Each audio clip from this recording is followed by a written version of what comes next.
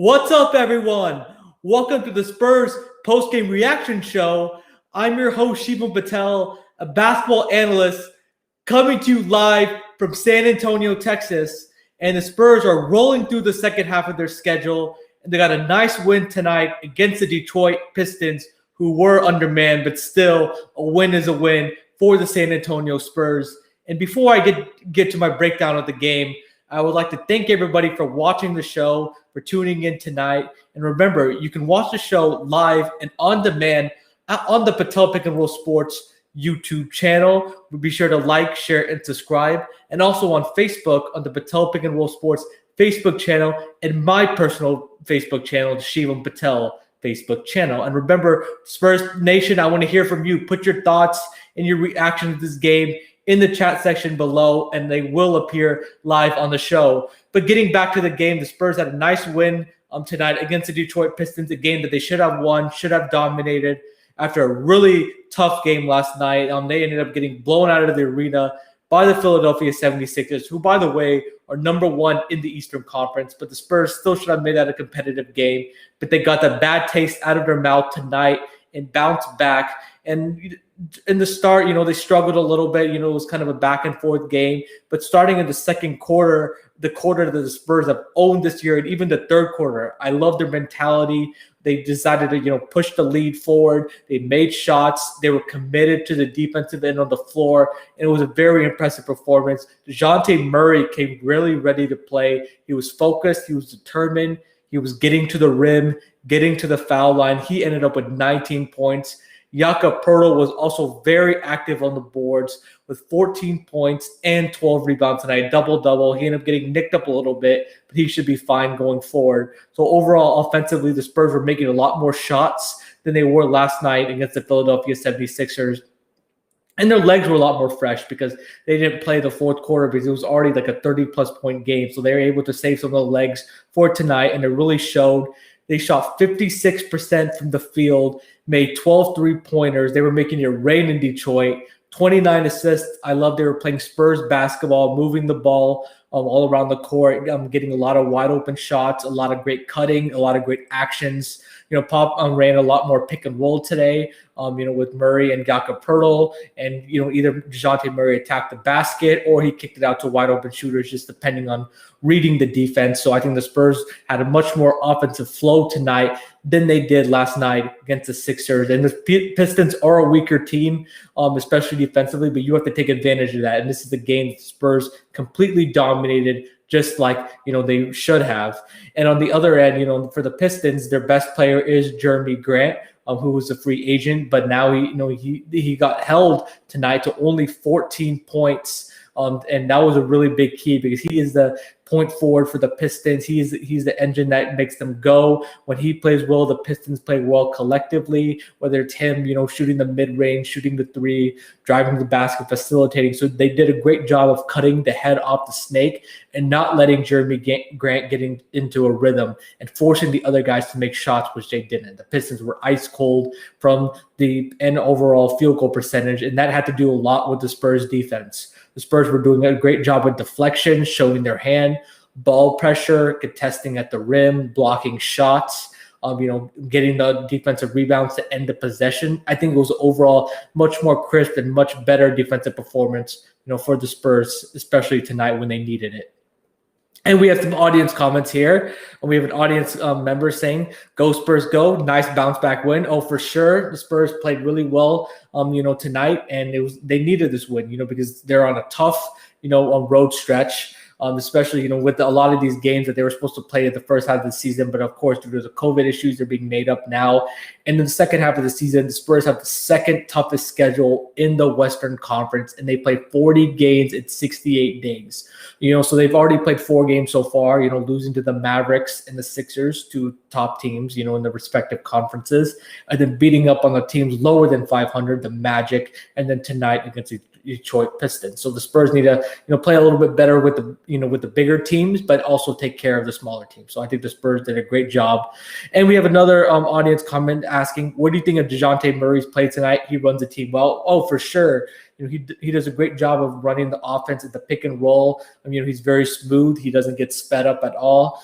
He can get to his spots. His mid-range game is ice, just like Sean Elliott was saying. He's really improved and really gotten better with his mid-range game. He basically swishes the shot every time, and he's very comfortable in it. He doesn't shoot a lot of threes, which I like. He's able to get to a sweet spot, and he does a great job of making the shot and executing the offense. So I think DeJounte Murray had a big game. He even had some nice dunks, as well as Devin Vassell showing off that crazy athleticism. So overall, great game by DeJounte Murray. And he didn't play bad last night, but he didn't do enough. There was no top Spurs player that came last night and really dictated the offense. Tonight, it was an all-around effort. Rudy Gay played well, Devin Vassell, Keldon Johnson, DeJounte Murray. So it was much more spread the wealth, balanced scoring attack, and I think that was definitely needed.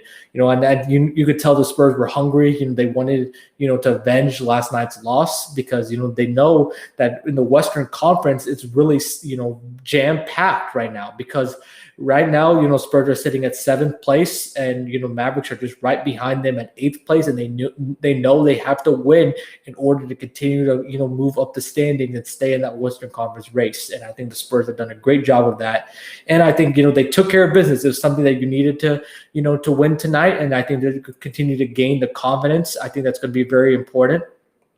Also, I wanted to talk about, I think, a little silver lining from the blowout loss, to the Sixers, last night. So the Spurs were down by 30, in the third quarter, they allowed 46 points. We know the story, but that got an opportunity for the young guys that don't really get a chance to play a lot to be able to get in the game. The Trey Jones, the Lucas Samanic. I think that was very important. The Keita Bates-Diop, which he did not play tonight, but he ended up playing well against the Sixers. The Drew Eubanks.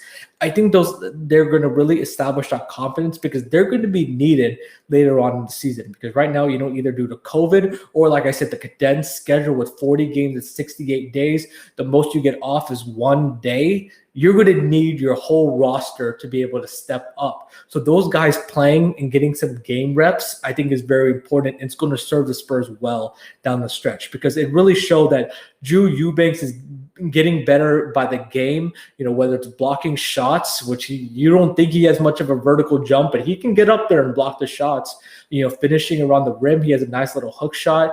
He could show off his athleticism either on dunks or on putbacks.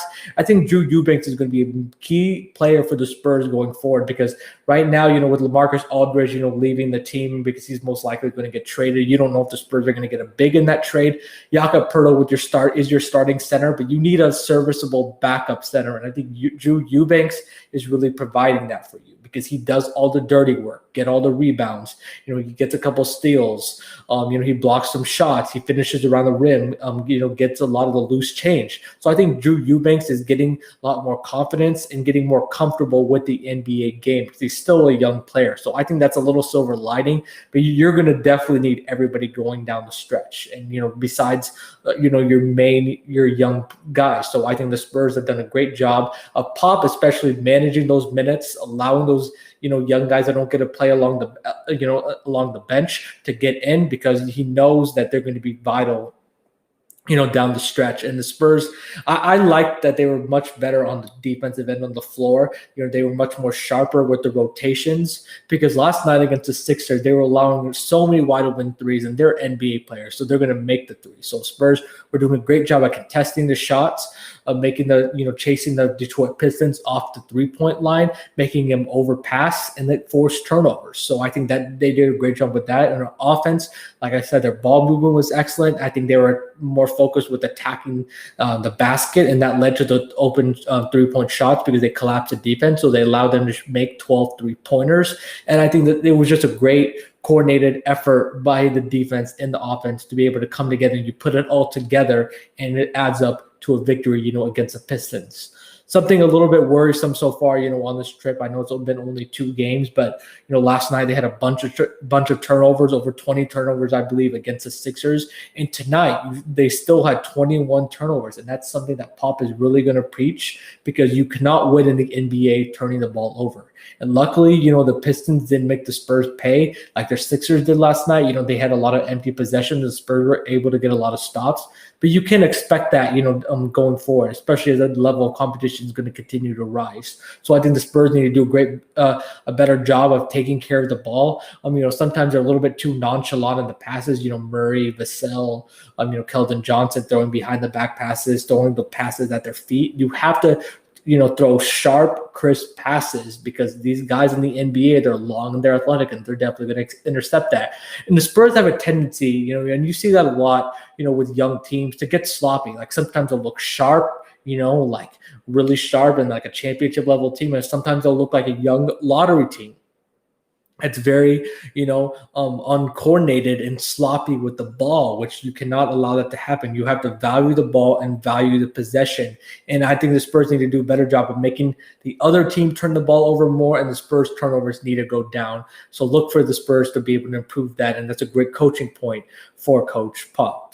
So coming up, the Spurs have, as they continue on this trip, they're going to have more road games on Wednesday night against the Chicago Bulls, Friday night against the Cleveland Cavaliers, and Saturday night against the Milwaukee Bucks, who are top 3 team in the Eastern Conference. And I will be back for that game on Saturday against the Milwaukee Bucks. The game's going to start at 8 o'clock, and I'll be back right after that game to break everything down. And, in that episode also, I'll talk about the game against the Bulls and the game against the Cavs. I'll kind of cover those games kind of first, then I'll get to my analysis and my instant breakdown of the Milwaukee Bucks game. So the Spurs have a tough stretch coming up. I know the Cavs and the Bulls don't seem like formidable opponents, but they have some great players, and they're really playing loose. They're really playing for nothing. As Sean Elliott was saying earlier tonight, like the teams like the Pistons, teams like the Cavs, teams like the Bulls, they have a lot of young, hungry players that are just playing loose because they have nothing to lose. They know they're not going to make the playoffs, so the Spurs need to take everybody seriously. I think that's a big thing. Continue to play sharp, continue to come out and punch them in the mouth and be aggressive early. I think that's very important for the Spurs, and that's something that they did earlier tonight, especially, with the Pistons. They traded, or it was a buyout for, Blake Griffin, and then, of course, Derrick Rose. So I think the Spurs need to come out strong against the Bulls and against the Cavs before having a big game against the Milwaukee Bucks on Saturday night, which I will be, back to give my instant analysis and breakdown of the game. So thank you so much, everybody, for watching and everybody for commenting. And remember, you can watch the Spurs post-game reaction show on live or on demand on the Patel Pick and Roll Sports YouTube channel. And be sure to like, share, and subscribe.